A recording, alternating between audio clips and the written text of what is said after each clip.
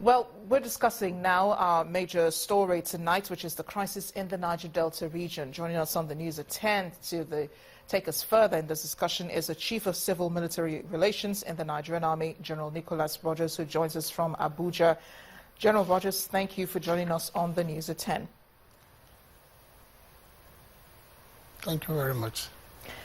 It is obvious that the option of force is on the table in this part of the country, but is the military combating the militants based on some intelligence regarding their individual identity and the areas that they're operating, or are they just taking a shot in the dark?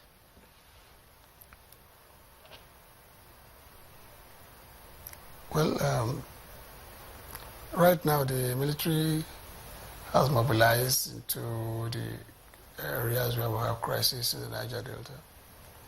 What we are doing right now is to critically assess the situation, critically gather necessary intelligence, and have access to the various communities, and also proactively protect the critical infrastructures we have in the Niger Delta.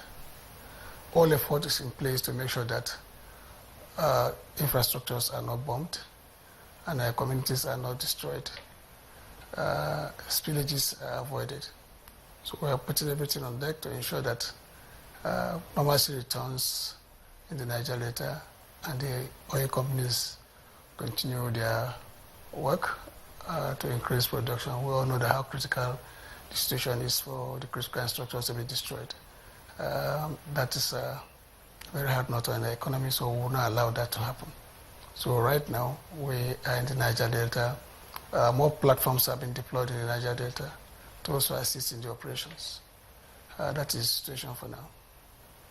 And how is the military ensuring that civilians are not caught in the crossfire going on between you and the militants? That's exactly what we're trying to avoid. We want to avoid complete collateral damage to the civil communities in the Niger Delta, and also the infrastructures. So that is why we are critically assessing the intelligence we have to be able to deal with the criminals who are destroying these infrastructures. Because what they're doing is not proper. Like we ever said, people have the right to agitation, but there are proper ways of dealing with issues of agitations. People have means of presenting their grievances through government channels, not destroying infrastructures. This is against the constitution of the country. Anybody found doing this in his time as a criminal. So we go after those criminals who have failed to abide by simple instructions from government authorities. We ensure that communities, vulnerable communities, are protected. The infrastructures, the oil companies, workers and their facilities will try as much as we can to protect those facilities. So it means that it's not an all-out crossfire that you have with the militants. If you say you're protecting people who are still in communities and you're protecting corporations and their facilities and so on, you're making this whole operation is sort of low-key. You're going based on intelligence that you have, looking for the militants where they're hiding. You're not just going out against them openly in the communities. There's not. It is not a war situation where you just go out and start killing people and destroying properties. We've been able to identify that some criminals who are carrying out this destruction. So what the military is doing is to go after those criminals and their sponsors and their supporters, of course. Because if you support a criminal, of course, it means you're a criminal. So we'll try to identify the criminals, their supporters and sponsors, and we'll go after them. While doing that, we ensure that vulnerable communities, loyal citizens are protected, their infrastructures and community buildings, common infrastructures are protected, and lives and properties are protected. That is surely the role of the military in situations like this. It is not a war situation, it's just criminals who are just trying to use opportunities to destroy government facilities, and of course we won't allow that to happen. General Nicholas Rogers, thank you for joining us on the News at 10. I've been speaking with the Chief of Civil Military Relations in the Nigerian Army, General Nicholas Rogers. To more cheery news, organizers of the annual Zik Awards for Leadership have named the recipients for the year 2015.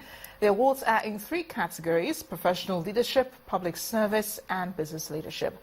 A member of the advisory board, Professor Pt.2, announced the winners in Lagos today. The Zik Prize in Leadership Awards that was instituted in 1994 in honor of the first president of Nigeria and Commander-in-Chief of the Armed Forces, the late Right Honorable Dr. Nnamdi Azikiwe, to encourage and nurture leadership on the African continent and in the diaspora. The year 2015 Zik Prize in Professional Leadership, Chief Godwin Shobanjo and Mr. John Momo. Chief Shobanjo is the first Chief Executive Officer of Troika Holdings that incorporates a host of companies, including Insight Communications, the largest integrated marketing communications group in sub-Saharan Africa. And Mr. John Momo is Chairman and CEO of Channels Television, an independent, multiple award-winning news broadcast station. A veteran broadcast journalist, Channels TV, established just over 2 decades ago, is the most awarded African television station. Another feather on the cap of my boss. Congratulations, Mr. Momo. Now, the Kwara State Executive Council has approved the construction of a 3-phase diamond split underpass at the Gering-Alimi roundabout in Ilorin, the state capital. Briefing journalists after the State Executive Council meeting, the Commissioner for Works and Transport, Aro Yahaya, said the project is expected to be completed in 18 months and will be the 3rd of its kind in the country.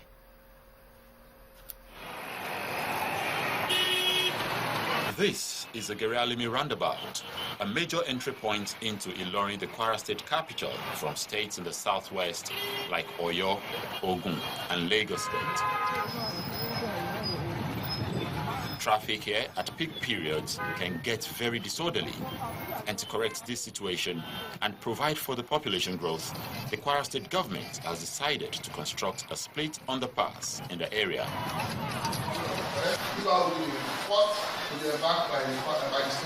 The State Commissioner for Works and Transport, Mr. Aro Yahaya, tells journalists of the decision taken after the State Executive Council meeting. Council also approved Diamond Speed interchange, which is going to be sited at Gering-Alimi to address the multitude traffic jam in the area. Section 1 is the main facility that you have seen, which is on the board. That's Section 1. That one will go up 2.9 billion. The commissioner adds that the government decided on the project to do more than just ease traffic on the axis. The beauty of this facility is that when it's concluded, it's going to add to the beauty of Kwara State. And I can say emphatically that it can be a partial tourist center. Also, the Commissioner for Information and Communication, Mr. Mahmoud Ajaybe, explains Council's decision to move some civil servants to the contributory pension scheme because of current economic realities. There was a need to now look for new platforms that will assist the state to keep up with its obligations towards pension payments and the future of the Kwara State Civil Service. Workers of the civil service that joined the service in 1987 and after will be moved onto the contributory pension scheme, while those that joined the service before 1987 would be retained on the current status quo. The 2 billion naira underpass project is expected to be completed within 18 months and is to be financed from the 10 billion naira the state government is sourcing from the bond market. Let me hand you over now to Gloria Omezoke, who's in Abuja, for more on the news at 10. Hi, Gloria. Hello, Amarachi. Good to see you and welcome to Abuja, the nation's capital. Staying on security matters, the National Human Rights Commission says increasing cases of kidnapping, particularly in the north-central region, has become worrisome. Speaking in Abuja while receiving petitions from the Igbo and Catholic communities in Benue State, the Executive Secretary of the Commission, Professor Bem Angwe, says kidnapping of persons is a gross violation of people's rights. He added that the Commission will invoke the nation's laws to deal with persons caught violating the rights of others.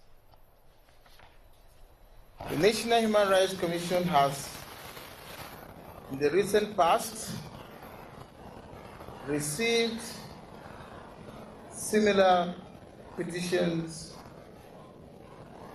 in relation to threats and kidnapping of some other members of our country residing there in Benue State. I want to give you the assurance that the National Human Rights Commission will take immediate action to redress this. I also want to let you know that as Nigerians, you are free to live in any part of Nigeria. And it becomes the responsibility of government at all levels to protect your lives and properties. Every Nigerian is entitled to live a life without fear of molestation or any form of human rights abuse.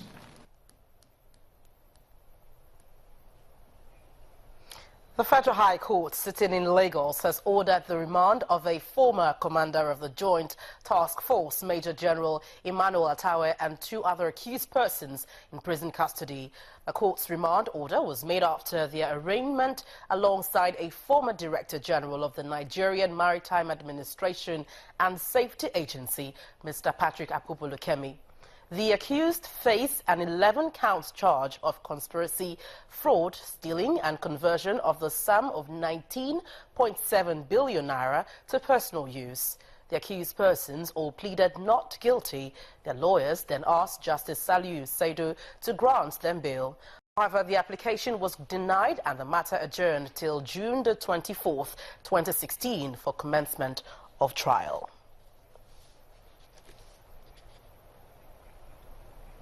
When the news at 10 returns, the Nigerian stock market closes the week in red after 4 days of trading. For that and business news, please join us again.